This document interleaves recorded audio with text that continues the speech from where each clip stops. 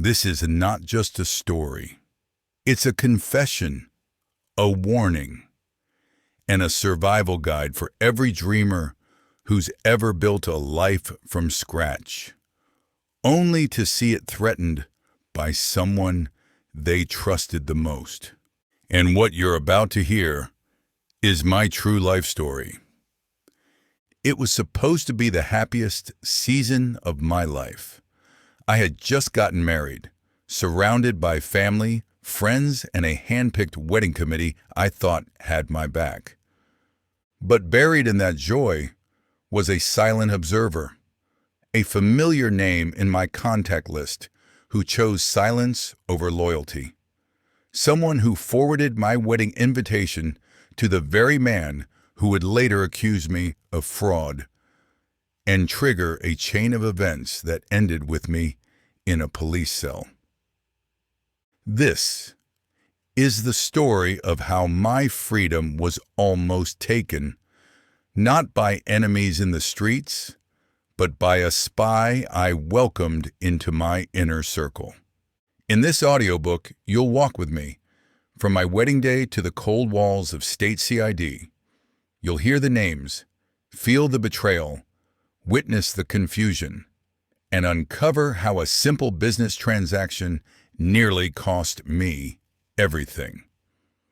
This is The Spy on My Wedding List, exposing the hidden betrayer who turned my wedding celebration into a legal trap. A true life story. That could happen to anyone. To everyone who has ever been wrongly accused, misunderstood, or betrayed by those they once trusted. May your truth find light, and may your voice never be silenced. And to my wife, for better or worse, your strength taught me to endure. This book is a true life story based on the author's personal experiences, observations, and opinions. While every effort has been made to ensure accuracy, some names, places, and identifying details have been changed to protect the privacy of individuals involved. Any resemblance to real persons, living or dead, is purely coincidental unless explicitly stated otherwise.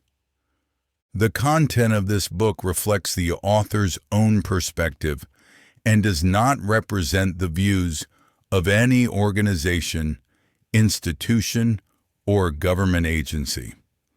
This book is not intended to accuse any individual of a crime without evidence, defame the character of any person or group,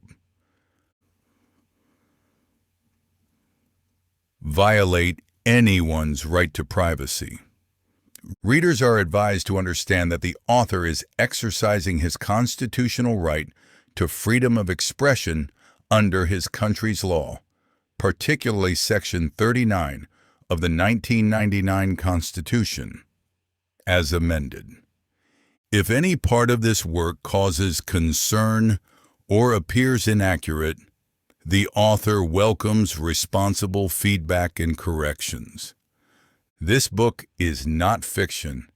It is not exaggerated. It is not a movie script. It is the raw, unfiltered account of a freelancer, a husband, a son, a man with dreams, whose life was turned upside down because of a website job gone wrong. I wrote this story because too many people suffer in silence. Because in my country, being innocent is not always enough. Because a single referral, a simple favor, or a misplaced trust can cost you everything. Your peace, your freedom, and your reputation. I was arrested days after my traditional wedding, detained without proof, questioned over a petition I had never seen, filed by a man I'd never met, over a project I barely remembered. What followed was a whirlwind of cell walls, betrayal, backdoor deals, and bitter lessons. This book is not about revenge. I name no names to attack anyone. I simply tell my truth. If my story makes one digital freelancer more cautious, if it saves one innocent person from being trapped like I was, then this pain wasn't in vain. Welcome to my story, a story of resilience, of betrayal, of faith, and above all, a story of lessons every digital worker, every youth, and every honest hustler must learn. On the 21st of May, 2025, my brother decided to sell his air conditioner through a friend. The friend agreed to help and took the unit to find a buyer. But on getting to the location, he was arrested by the police for attempting to sell an item without a receipt, suspected to be stolen property. Panicking, the friend called my brother. My brother rushed to the station to explain and confirm ownership of the AC. Unfortunately, he hadn't brought the receipt with him. Despite that, the police didn't detain him because of the missing receipt. Something else was at play. When our parents arrived to bail him out, the officers told them bluntly, "We can't release him until we see his elder brother." That elder brother was me. I was shocked and confused when I heard the news. What had I done?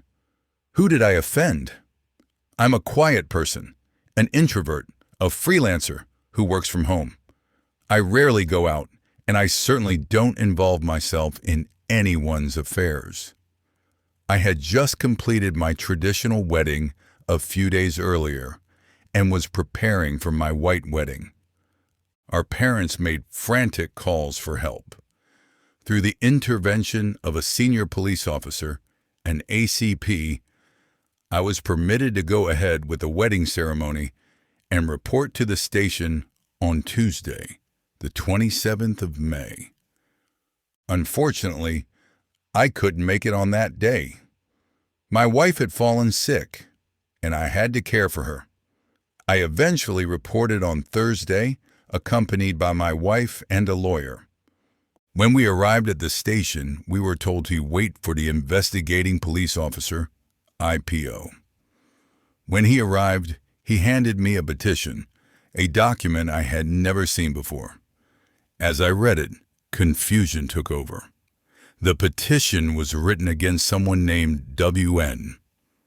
According to the complaint, the petitioner alleged that I had built a Bitcoin trading site for him, defrauded his client of $35,000, $52 million, then blocked him and shut the website down.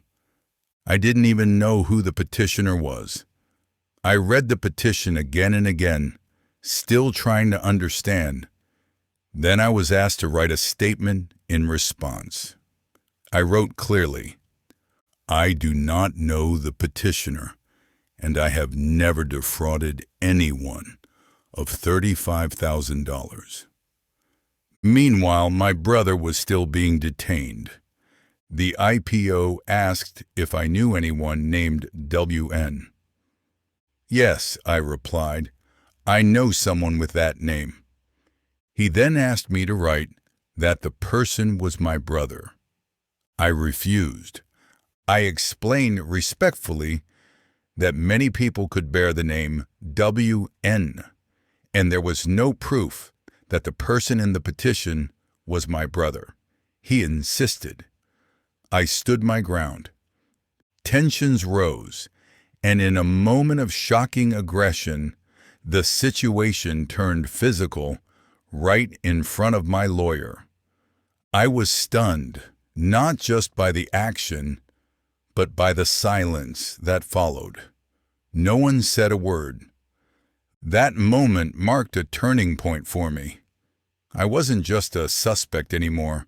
I felt punished before proven guilty. "So you're denying your own brother?" he shouted.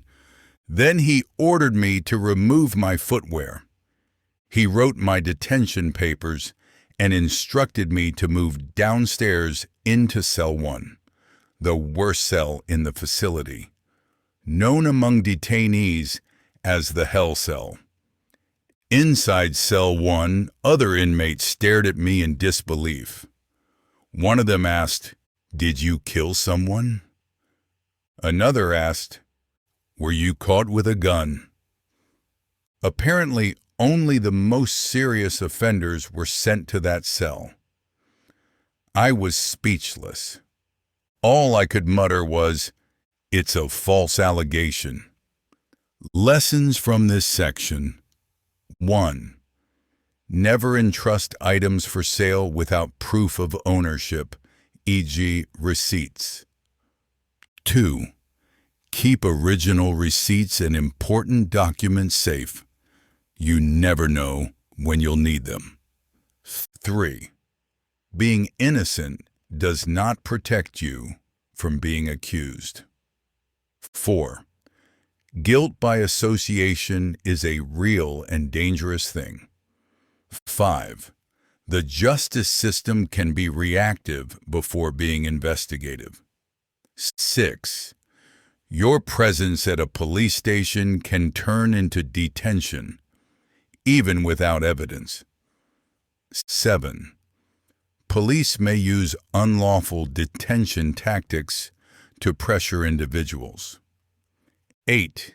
Even family members can become indirect victims of a false accusation. 9. Your lifestyle, freelancer, introvert, non-confrontational, doesn't shield you from trouble. 10. You must be proactive in learning your legal rights. 11. Fear and worry don't always come from guilt. Sometimes from shock and confusion. 12. It's important to have a lawyer even if you believe you're innocent. 13. Never take police requests lightly, especially in high-risk cases. 14. The pain of injustice affects not only the accused, but the entire family. 15. Police sometimes look for scapegoats when they can't immediately trace the suspect. 16. Always verify the identity of people before involving them in your transactions. 17. Avoid unnecessary visits to the police station without legal representation. 18. False accusations can come from anywhere, even from people you've never met. 19. You can be connected to someone's crime unknowingly just by having a similar name. 20. When faced with unexpected events, remain calm, observant, and strategic. While I sat in detention, my family and legal team were scrambling to get me out. My lawyer, our family barrister, a close friend who worked as a police PRO, and even an assistant commissioner of police were all involved, each trying to pull the right strings. But despite their combined efforts, I wasn't released that night. Later that evening, I was called into the IPO's office. "Are you ready to make your statement?" he asked. "Yes," I replied, uncertain but determined to speak the truth. He brought out several documents and photos, describing them as evidence submitted by a petitioner, someone I still hadn't identified. The items included 1. A photo of my brother. 2. A photo of me. 3.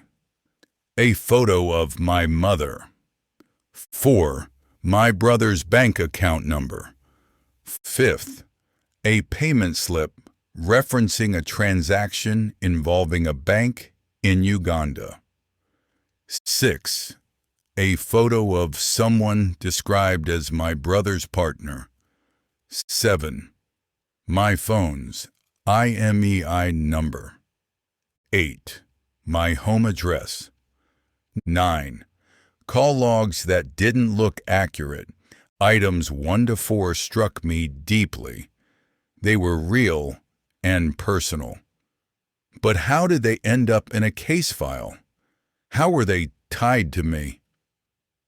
The IPO looked at me and said, "We've been watching this case since last year."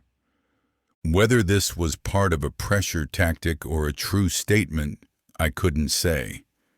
But it sent a cold shiver through me. He then showed me a photograph and said, "This is Mr. V."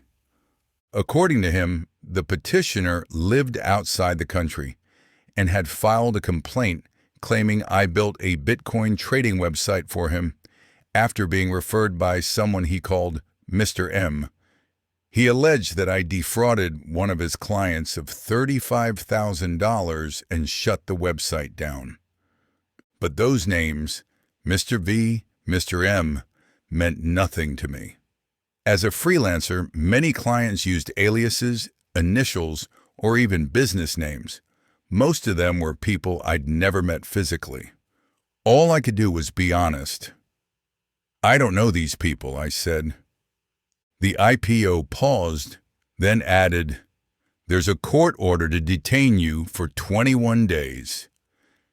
He didn't show it to me. I wasn't given a chance to verify or respond. At that point, I was just trying to understand what was going on. That night, back in my cell, my thoughts spiraled. Who was Mr. V? Could he be someone I worked with under a different name? Why were the documents describing a Bitcoin trading platform, while the IPO referred to it as an online banking site?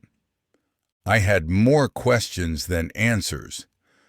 I requested to be moved from Cell 1, the most hostile cell, and was eventually transferred to Cell 9. By the grace of God and the kindness of the cell president, I was sometimes allowed to stay in Cell 5, which felt safer and more humane.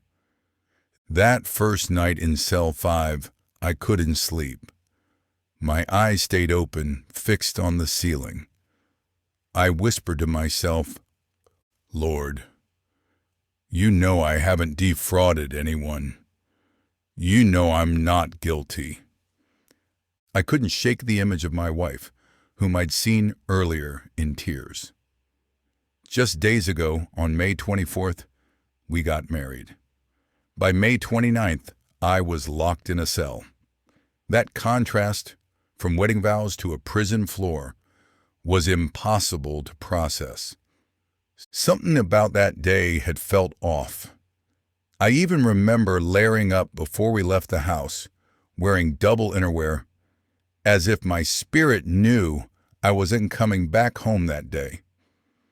Then came the lawyer incident. Even before we got to the station, my wife had noticed strange behavior. The lawyer we hired seemed unusually familiar with the IPO. He insisted on receiving payment before escorting us, but didn't show up, sending a junior lawyer instead. On the ride there, she looked over and asked, "Do you know they might detain you today?" I remember thinking, that's what legal defense sounds like? Despite everything, Cell 5 gave me a sliver of hope. The inmates there shared stories, encouraged one another, and prayed together, morning and night. For a moment each day, we were not detainees. We were broken men clinging to faith. And faith was the only thing I had left to hold on to. Lessons from this section. 1. Being falsely accused can happen to anyone, even without direct involvement. 2. Interrogators can use psychological tactics to confuse or coerce you into admitting guilt. 3. Police may use unrelated or loosely linked information, e.g., your brother's identity, against you. 4. You have the right to remain silent. Don't admit or deny things under pressure without clarity. 5. Never assume people know the law. Always bring a knowledgeable lawyer. 6. Emotional control is crucial during high-pressure situations like false accusations. 7. Anything about your life online or in public, photos, addresses, accounts, can be weaponized. 8. Always separate your personal identity from those you work with, even family, in business matters. 9. Police might attempt to create false narratives. Hold your ground when you know the truth. 10. Tracking technology makes it easy for people to gather detailed personal information on you. 11th. A lawyer is not just a legal requirement. They should be informed, loyal, and tactical. 12. Even after doing honest work, a client can turn against you. Document your communications. 13. It's dangerous when you're unsure of who your past clients really were. Always record basic identity details.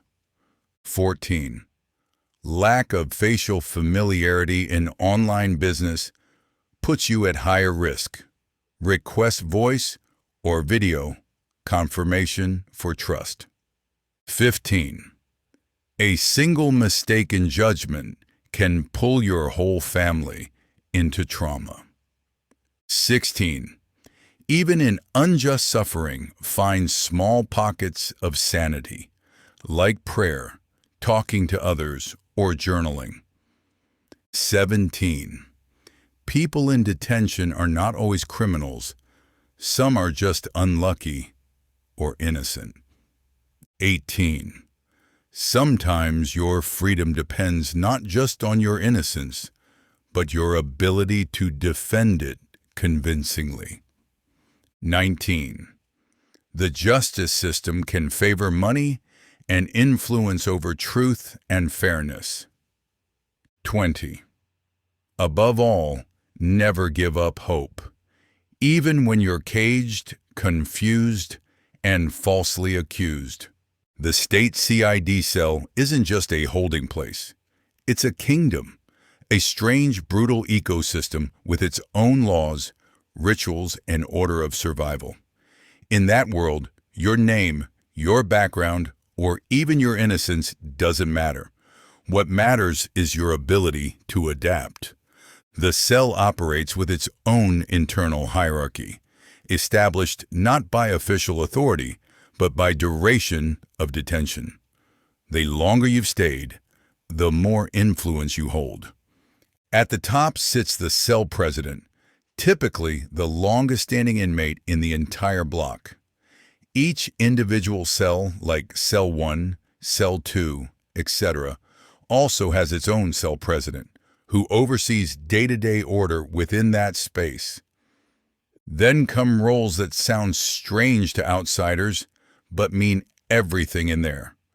The 2YC, second in command. The 2YC serves as the orientation inmate for all new inmates. It's his job to explain the do's and don'ts, the rules that, inside these walls, matter far more than any posted sign. Newcomers are told about the cell show, a mandatory contribution made by every new inmate. It's not an official policy, but rather a shared agreement among detainees. This fee helped provide essentials, water, food, candles, and other survival basics like menthol balm, C4G. The OC torture. This person holds the role of disciplinarian. He enforces the internal rules of the cell, rules shaped by previous experiences, necessity, and the harsh reality of shared space. If a new inmate refuses to cooperate or pay the cell show, this enforcer steps in. And that brings us to the practice known as Samba. The Samba. Samba is the nickname for a disciplinary ritual used in some cells. While it may sound like a dance, it's anything but. Here's what typically happens based on what I observed. 1. The inmate is ordered to perform 20 kodo, a form of squats that burns the thighs. 2. Then they're made to face the wall, receiving open hand slaps on the back. 3. Finally, a fine is imposed. It was difficult to watch. I never expected such internal systems could exist in a holding cell. But this was Ayobo City, and Ayobo had its own way of doing things. Ayobo City, where goats eat lions. Inmate slang calls the state CID detention area Ayobo City, and the phrase that echoed through the cells was chilling. Ayobo, where goats eat lions. In Ayobo, your past means nothing. Whether you were a CEO, a military officer, or a university lecturer, once inside, you start from scratch. Respect is earned all over again. The ones who came before you, regardless of their outside status, demand your humility. It's a world where happiness is rare. Silence is survival. Freedom becomes your daily prayer. Money appears in the morning and disappears by night. You pay to enter, you pay to exist, and sometimes you even pay to leave. If you don't cooperate, there are consequences. Even your visitors might notice the tension, delays, stricter protocols, or sudden restrictions. Everything in Ayobo runs on an unspoken currency, loyalty, humility, and silent obedience. Yet buried within this harshness were lessons, deep, bitter lessons. You learn how quickly freedom can vanish, how trust can dissolve, how even the most confident man can break down behind bars. But you also learn endurance. You learn how to carry yourself when no one's clapping. You learn who you really are when the world stops watching. That is Ayobo City, and I will never forget it. Lessons from this section. 1. Every environment has its own rules. Even prison cells have structure, order, and leadership. 2. People adapt to survive. Even in the worst of conditions, a society is formed. 3. Longevity gives power. The longest-staying inmates become cell presidents. And 4th, hierarchy exists everywhere, even among prisoners. 5. In desperate situations, respect can save you more than money or strength. 6. A newcomer's first impression in a closed community, like a prison cell, can shape how they're treated. 7. Being humble and respectful can protect you from unnecessary punishment. 8. Systems built on fear and punishment often reinforce silence, submission, and compliance. 9. Even wrongful detainment doesn't exempt you from harsh realities once inside. The term Ayobo City, State CID cell, reflects how detainees create their own world, both brutal and bizarre. 11. Survival in captivity isn't about physical strength. It's about adaptability, emotional control, and wisdom. 12. The concept of cell show, forced payment, reveals how extortion operates even within law enforcement facilities. 13. New inmates are often extorted, beaten, or punished under the guise of discipline. 14. Even inside prison you can find faith. The act of praying as a group shows that hope is a human constant. 15. Respect is a currency, and in high-tension environments, it's often more powerful than money. 16. In harsh places, even the smallest acts of kindness and unity, like shared prayers, can feel sacred. 17. Detainment can become a mind game. How you think can either break or preserve you. 18. Rules inside may be harsher than outside, but every rule, even unfair ones, is enforced. 19. It's possible to find light in the darkest places through shared stories, brotherhood, and faith. 20. When freedom is taken from you, your attitude becomes your greatest form of resistance. Thursday, May 29th, 2025. It was my 5th day in detention. That morning, my wife came to see me. Her eyes spoke volumes: exhaustion, pain, confusion. I tried to be strong, smiling for her and telling her everything would be fine. Deep down, though, I was wrestling with uncertainty. I didn't know when or if I would walk out of there soon. Later in the day, the IPO called me to his office. He said I was to meet with the petitioner's representative and the ACP. When I entered the office, they presented 2 domain names: onlinestb.com, universalexpresscourierservices.com. As soon as I saw them, something clicked in my memory. I had worked on those sites in the past. The client never shared his real name. He went by a nickname I remembered as BH. We'd never met in person. Our interactions were entirely online. This project came to me through referrals from people I had worked with previously. One was Mr. W, and the other was Mr. P, who I knew as a relative of Mr. E.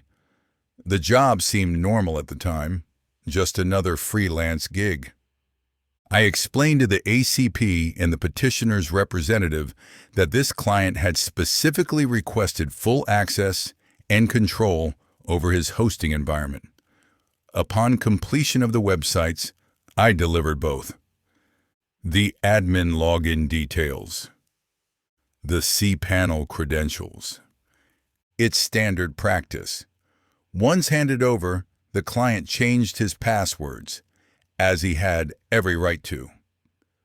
Later on, he contacted me about a PHP issue affecting one of the sites.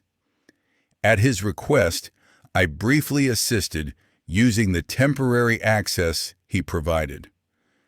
During the meeting, the petitioner's rep asked, "If you had no access, how did you fix the site?" I answered plainly. He granted me temporary access to fix the issue.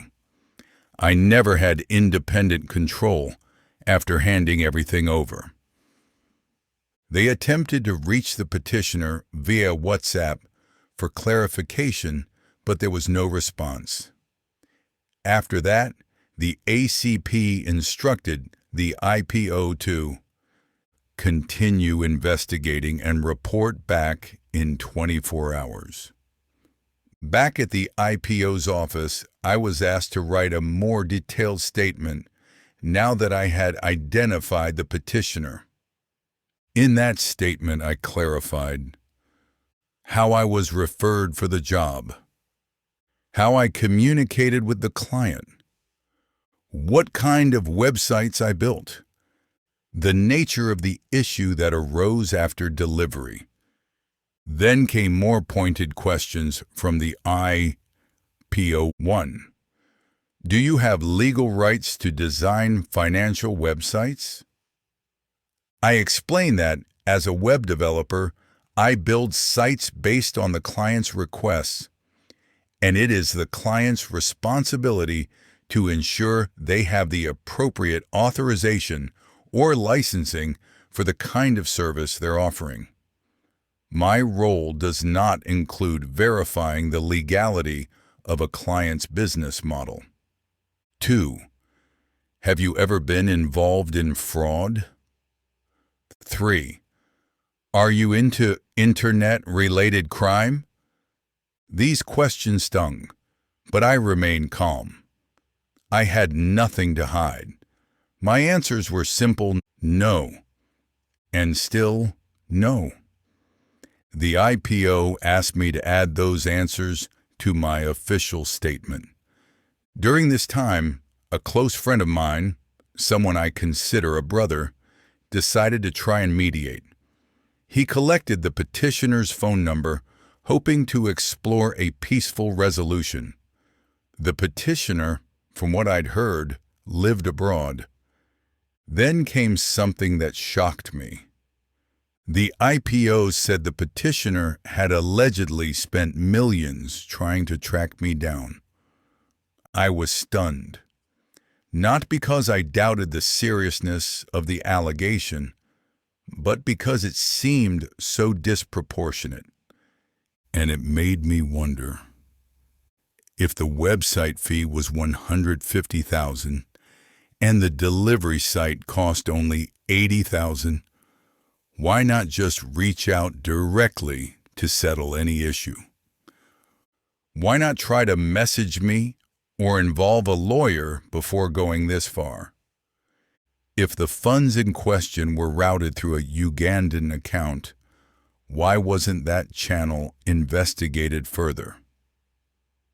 Why did the petition say I had blocked the petitioner and shut down the sites, when in fact I had simply stepped away after the first accusations for my own protection? They showed me more evidence. Payment receipts to a Ugandan account. MoneyGram transaction slips. I didn't recognize most of them clearly. I couldn't say how they tied directly to me or why they were being presented this way. Still, I was asked to submit my business phone line, provide all personal bank details including my BVN. I complied, knowing that full transparency was my best defense. That evening, I returned to the cell. It was now June 2nd, 2025. My 6th night behind bars. Lessons from this section. 1. The truth may not set you free immediately, but it is still your best defense. 2. Innocence doesn't always protect you from suspicion, especially when records and digital trails are involved. 3rd, clients in online business should be verified as much as possible. Names, contacts, even country of residence. 4. Separate control panels or admin access for clients can prevent misunderstandings and future false claims. 5. Never give anyone full, unmonitored access to your business tools without a signed agreement. 6. You may never meet the people who accuse you, but their influence can still destroy your peace. 7. Clients referred by trusted people may still turn around and cause you problems. Always document your dealings. 8. Miscommunication can spiral into legal trouble. Always clarify what your job does and doesn't cover. 9. Digital footprints, like admin login history, matter. Keep your business transactions secure and traceable. 10. A client's ignorance of web technology can turn them into an accuser when things go wrong. 11. Sometimes clients who feel cheated emotionally lash out with accusations, even when they're wrong. 12th. Being professional means staying calm even when others twist the narrative. 13. A business gone wrong can quickly be framed as fraud in the wrong hands. 14. Law enforcement may look for easy targets instead of pursuing real evidence, e.g., the Uganda bank account. 15. Always ask for written agreements or project briefs. Spoken agreements are dangerous in online work. 16. A single transaction can implicate innocent third parties if not properly handled. 17. Emotional intelligence is key. Reading your accuser's intentions helps you protect yourself. 18. Even when wrongly accused, how you handle your first hearing can shape the case's direction. 19. The system may not be on your side, but clarity and consistency in your statements can protect you. 20. Sometimes the ones who claim to be victims might have had other motives all along. As part of our wedding preparation, I created a WhatsApp group for the marriage committee. It felt like the right thing to do. Gather 32 people I trusted to support and coordinate the big day. These were friends, family, and close acquaintances, or so I believed. But looking back, I began to feel something wasn't right. Out of the 32 members, one person remained unusually silent throughout. No comments, no encouragement, no participation, just there, watching. At the time, I didn't think much of it. But later, pieces of the puzzle started to connect in unsettling ways. Strange coincidences.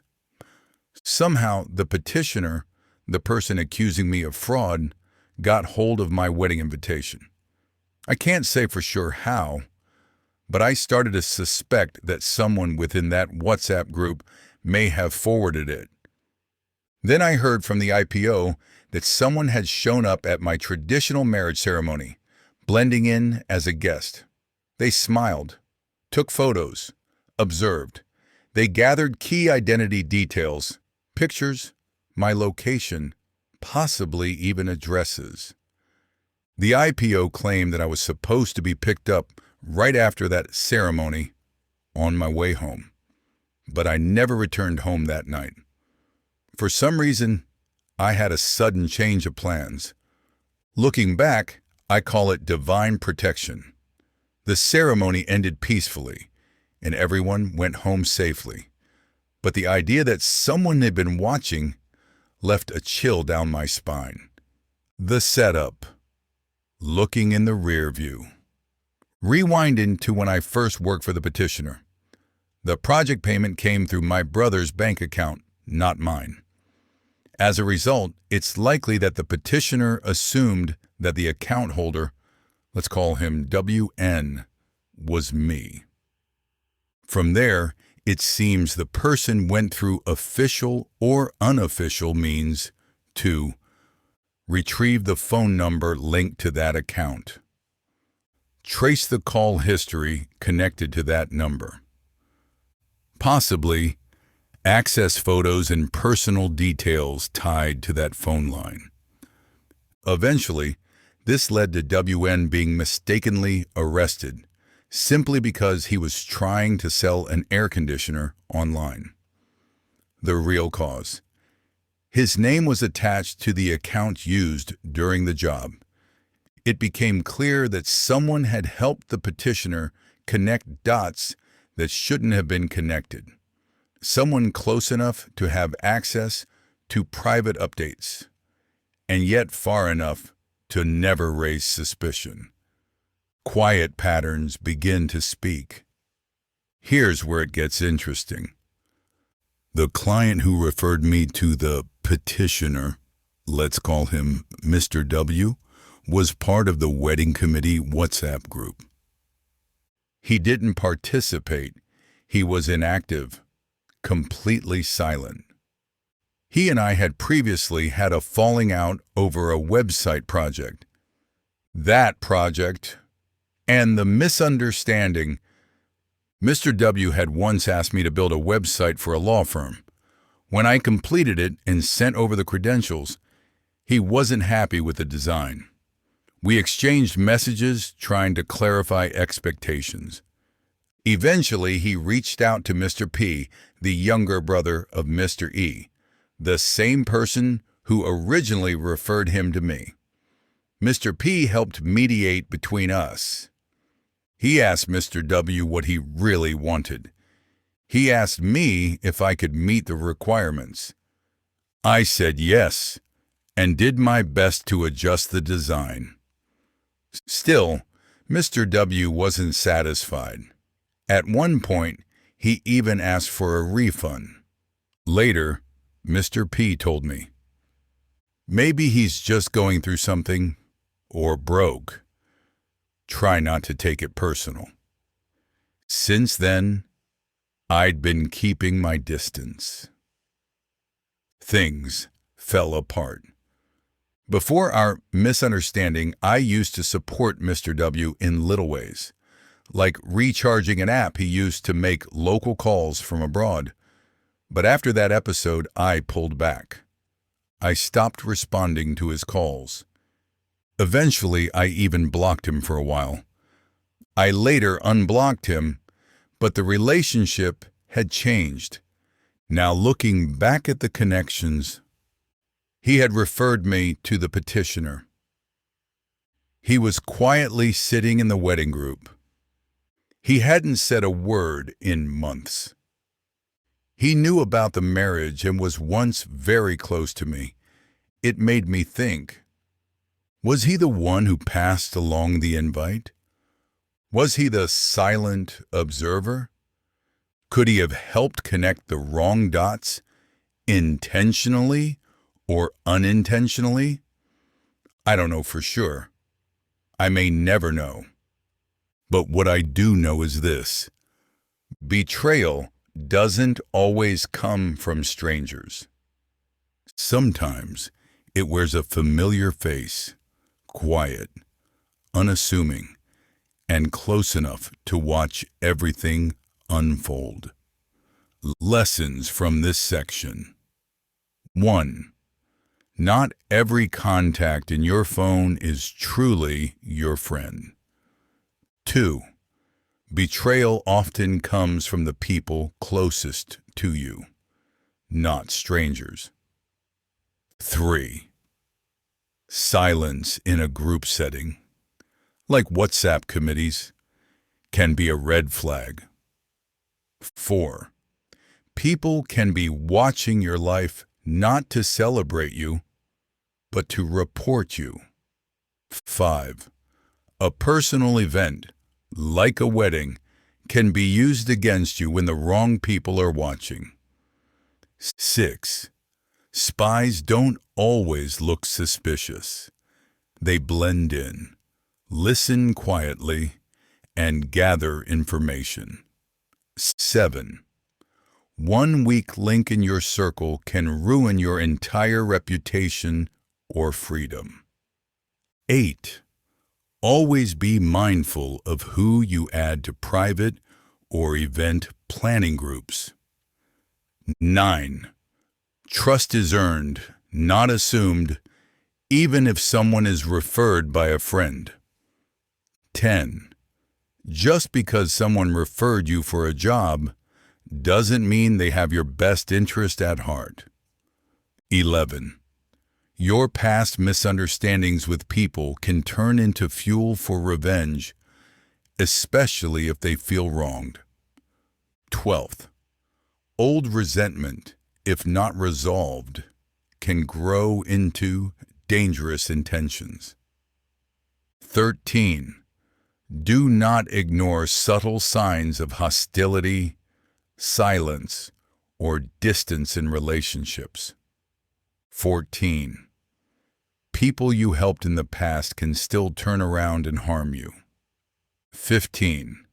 Some people act like friends but are secretly watching for your downfall. 16.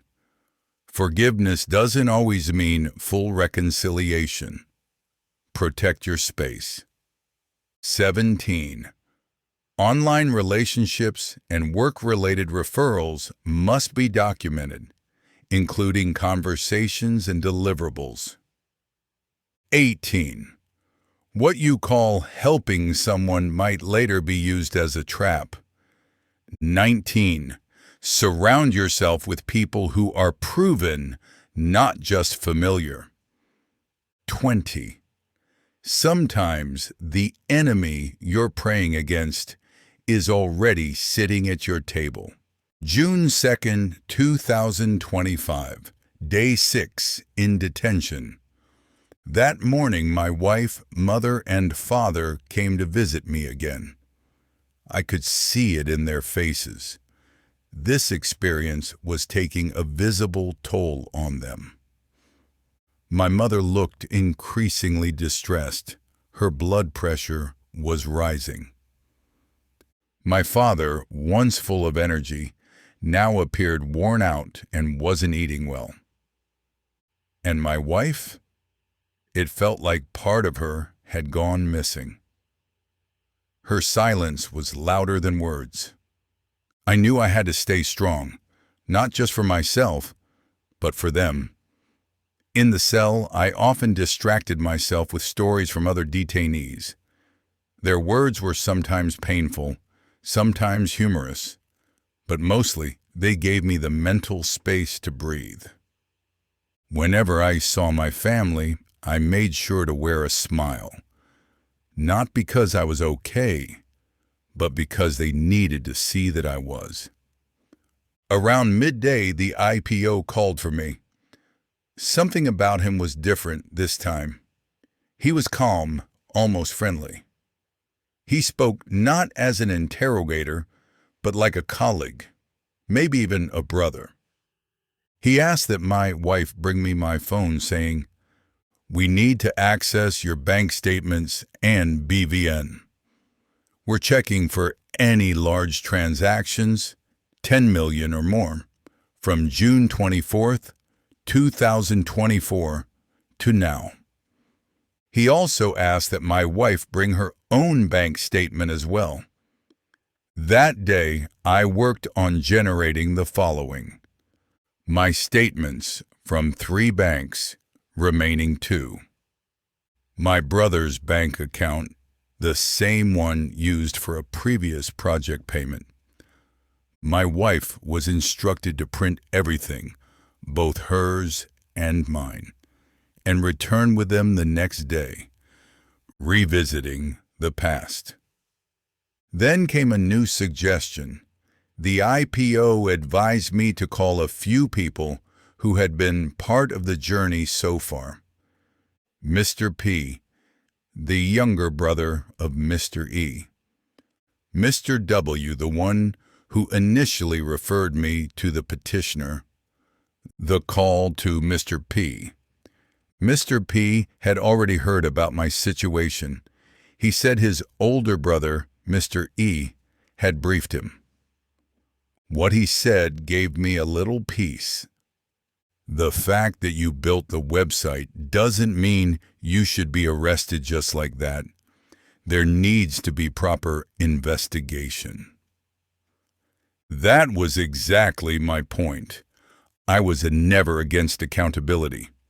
But to be detained without due process, with no official document or clear evidence presented, felt like a harsh reality, one that too many innocent people go through. It was Mr. P, after all, who introduced me to Mr. W, and it was Mr. W who then introduced me to the client, the petitioner. That's how the chain began. The call to Mr. W. I called Mr. W. I calmly explained everything. The project, the confusion, the detention. His response? Just because I referred you to my friend doesn't mean I have any power or authority to interfere. It stung, but I tried to understand. Everyone responds to pressure differently. Then he added, you should try to reach out to him yourself. Later, when I shared this with Mr. P, his reaction was sharp. That's what Mr. W said? He was quiet for a moment, then sighed and said, I'm not really surprised. To be honest, I feel like he may be contributing to your continued detention, indirectly or otherwise. Then he added a comment that echoed in my head. Only in that country can someone be held for nearly a week without clear evidence or a full investigation.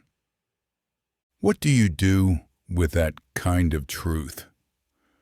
I sat in silence after that call, reflecting. This was someone I had once gone out of my way to help. I had supported him, helped him buy airtime when he needed it abroad. We had worked on multiple projects together. And now I couldn't help but wonder, was this distance just a misunderstanding? Or was something more going on behind the scenes? Maybe I'll never know. But the silence from a certain people was beginning to speak volumes. Lessons from this section. 1. When you're hurting, your pain can silently break those who love you. 2. Even the strongest people, like your parents or spouse, can become emotionally drained by your situation. 3. Trying to appear strong for others is sometimes the only way to keep them from breaking. 4. Behind bars, hope is sometimes maintained by distraction, stories, conversations, and shared suffering. 5. Don't judge a person's mood too quickly. They might be carrying a heavier burden than you realize. 6. Painful words from loved ones can hurt more than imprisonment. 7. Emotional support during crisis is more important than money or visits. 8. Even the people who love you the most may fall short under pressure. Forgive them. 9. Officers can switch between hostile and friendly when it suits their purpose. Remain cautious but respectful. 10. Never share sensitive data like BVN or account access without a lawyer's supervision. 11th, keep proper financial records. They may one day defend your name. 12th, delays in banking systems can impact legal timelines. Always plan for backup documentation. 13, business associations can be questioned in court. Know who referred whom and why. 14. Not everyone who refers you for a job will stand by you when trouble comes. 15. Some people will help you silently. Others will disappear when you need them most. 16. A true friend will speak up for you even when it's inconvenient. 17. Refusing to assist a wrongly accused person you once benefited from is betrayal. 18. One person's silence in your crisis can reveal everything about your relationship. 19. Being detained without complete investigation is a violation of basic human rights. But it happens. 20. Sometimes justice is not delayed because of guilt, but because someone powerful wants it that way. My IPO once said something that stayed with me. Your petitioner has spent millions trying to track you down. But I wasn't hiding, I said in my mind. If he really wanted to find me earlier, he would have. I was still chatting with people like Mr. W. Then he added without emotion, "You'll need to find a way to compensate for the stress and money spent, and your people should come prepared. Your bail won't be free." June 3rd, 2025. That day was supposed to be my release day, but things didn't go as planned. Here's what held it back. My bank statements had not yet been fully reviewed by the officers.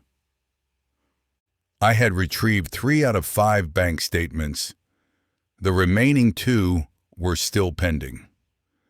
My wife's bank didn't release her statement on time. And then came the major shock. A 1 million naira demand for bail. Yes, 1 million naira. I tried to negotiate, offered 30,000 naira. The IPO didn't take it seriously. "You're not ready," he said. Desperate, I reached out to some of my contacts to explain what was going on. A few promised to come a visit or support in any way they could. Meanwhile, my wife, who had been staying at my family house, had mentioned feeling the strain of things. She was considering moving to her school lodge instead. I couldn't blame her. The tension, the environment, the waiting, it was all becoming too much. Later that day, my father and brother visited first. They came to collect the air conditioner my brother was planning to sell before all this happened. Then my wife came with the printed bank statements. But something was off. Her energy had shifted. She seemed distant, withdrawn. Maybe it was the stress. Maybe it was family tension. Maybe it was just everything collapsing all at once. As I handed my phone back to her, as I usually did, she said, "Call your mom and give her the phone." Those words hit me hard. She added, "Let me know when you're out. Coming here is giving me a headache." In that moment, something broke inside me. Here I was, not just a husband, but a man who had worked hard to provide, sacrificed for family, and now sat behind bars because of work gone wrong. I felt abandoned. Back in the cell, I wept, quietly. Not because I was weak, but because the one I loved most suddenly felt so far away. Yet to be fair, my wife had been holding things down in other ways. She made sure my clothes were clean. She showed up. Even cellmates admired her effort and consistency. By June 4th, I had made peace with myself. I decided I wouldn't allow yesterday's pain to harden my heart. I will continue to love my wife first, I promised myself. My extended family comes second. She visited the next day, but the coldness was still there. I gently brought up what she had said the day before, not to argue, just to share how deeply it affected me. "Where do we go from here?" I asked. Her reply was quiet, uncertain. "I don't know. Later that afternoon, around 12 to 1 p.m., the IPO called me again. My wife had already mentioned that the officers were now asking for $150,000, a reduction from the initial $1 million. But when we got to the IPO's office, he stated a new figure, $300,000. We pleaded again, this time from 1 p.m. till nearly 5 p.m. My mother, heartbroken but determined, went directly to the ACP's office to beg for a 100,000 naira release. He stepped out briefly, said some harsh words about me in front of her, and disappeared back into his office. My mother was stunned. She didn't know what to say. But somehow she raised another 50,000, bringing the total to 150,000. Finally, they agreed. Before my release, the officers took a picture of me and my father, who signed as my surety and submitted his ID card. Then something unusual happened. One of the officers took part of the cash, in plain white paper, clipped it to my case file, walked it into the ACP's office. What happened inside, I don't know. He later returned with the same file. Soon after, the IPO drove to confirm our home address. It seemed like a final verification step. Then, just like that, I was released to report back on June 20th, 2025. On June 19th, 2025, I contacted the investigating police officer, IPO, for an update. He informed me that he was currently out of town and rescheduled my appointment to June 27th. On that date, I called again to confirm if I could still come in person. However, I was feeling unwell and requested permission to send my brother in my place, along with the remaining 2 bank statements. The IPO agreed and noted that my brother should come prepared to assist in facilitating the continued progress of the case. I provided my brother with the requested documents and a small amount of cash to cover any transportation or administrative costs that might arise. Afterward, my brother shared an update. The IPO had mentioned that the petitioner was reportedly nearby in a neighboring country, and there might be an opportunity for both parties to meet soon.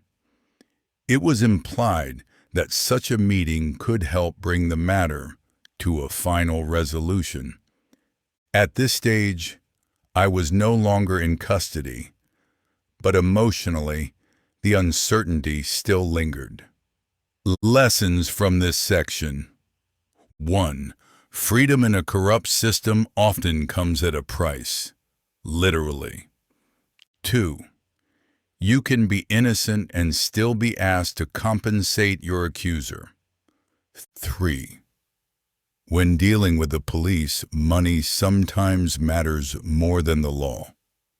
4. The bail system is often monetized, especially in cases with no solid evidence. 5. Negotiation can become survival, even when you're the victim. 6. People will value your freedom differently.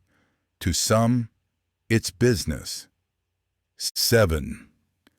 Your loved ones may break down during your crisis, but your response must be firm and forgiving. 8. Emotional support should not depend on comfort. True love shows up in pressure. 9. The smallest words from loved ones can either lift you or crush you in your lowest moment. 10. Even those closest to you, like a spouse, may be too overwhelmed to handle your suffering well. Don't take it personally. 11. You can't control how others handle your pain, only how you handle theirs. 12. You must learn to release grudges quickly. Emotional pain builds when held. 13. Stay grateful, even when people are trying. Imperfect love is still love. 14. Bureaucracy can be manipulated. Forms, pictures, files, and procedures can be used to justify bribes. 15. Corruption in law enforcement is often disguised as procedure. 16. You may need to buy your freedom even when justice is clearly on your side.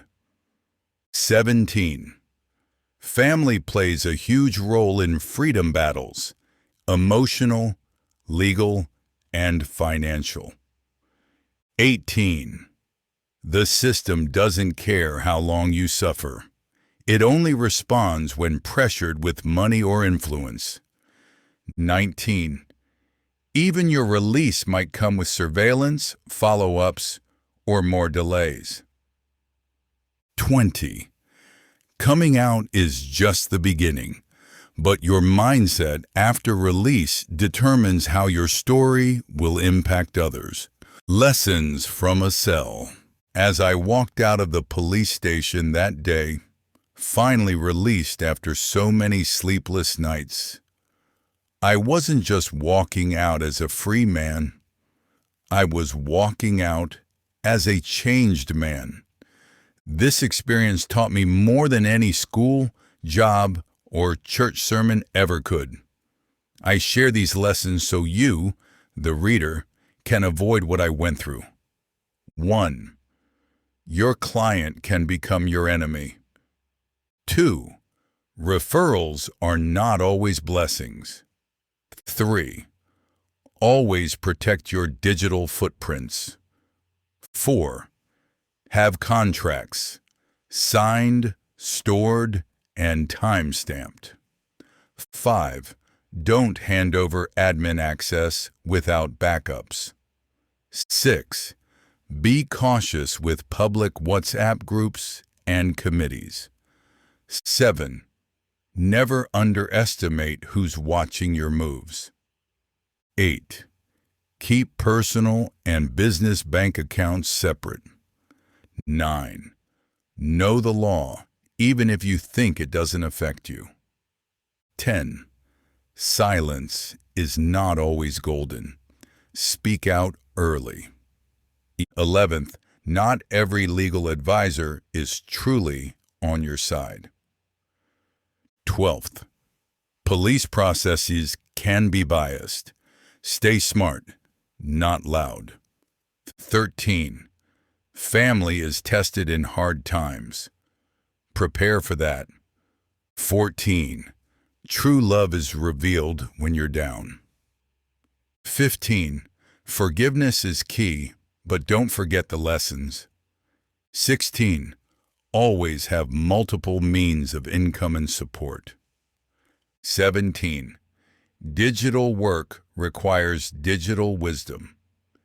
18, keep evidence of every transaction, screenshots, emails, timestamps. 19th, God is real, prayer kept me sane. 20, freedom has a price. Don't gamble it on trust. To anyone reading this who feels wrongly accused, betrayed, or trapped, hold on, speak up, document everything. Your voice is your weapon. To digital professionals, don't just master your skill, master your protection. I am not writing this from a place of bitterness. I'm writing it from a place of survival, and now responsibility. Reflections from the storm. 1. I never imagined I'd spend 7 days in detention, especially right after my wedding. 2. But I now understand. Every painful experience is part of the process that builds us. The tears, the silence, the confusion, they've only made me stronger. 3. Never misuse power when it's in your hands. Life has a way of reversing roles. 4. Each stage of your life is a stepping stone to something greater. Even the darkest moments are bricks in your foundation. 5. When it feels like friends have abandoned you, remember, your journey is yours. Keep believing. 6. With God, you don't just recover, you come back 10 times stronger. 7. Speak life into yourself. In the absence of applause, become your own cheerleader. 8. Keep building. Keep growing. Develop your skills, your mind and your spirit, even in hardship. I want to thank God for giving me the strength to endure what should have broken me. To my mother and father, your prayers were louder than my cries. Thank you. To my wife, despite the cracks and pressures of this ordeal, you still showed up. You were there, and that mattered more than words. To my siblings and few real friends who stood by me, checked on me, and didn't judge me, your loyalty will never be forgotten. To the men I met in that cell, broken, wise and hopeful, your stories shaped my strength. And finally, to every silent reader walking through injustice, fear, or betrayal, this story is for you. I am a tech freelancer and digital entrepreneur. Quiet, introverted by nature, whose life was turned upside down after a single misunderstanding spiraled into an arrest and detention. He writes this memoir not for pity, but for clarity, to share what it feels like to be hunted by a system you barely understand, and to be betrayed by those closest to you. When he's not working on client websites, you'll find me listening to stories, building others up, and quietly documenting life in a way that makes pain a lesson and injustice a turning point. Thank you for listening to my story.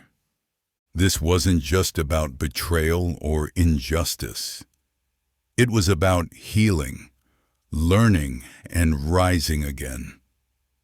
If you've ever been falsely accused, wrongly judged, or hurt by someone close to you, I hope my experience gave you strength. Life doesn't always go as planned, but pain can birth purpose. In the end, I choose to forgive, grow, and move forward. And I pray you do too. May your truth always find a voice. Until next time, stay safe, stay strong, and never stop believing in your bounce back.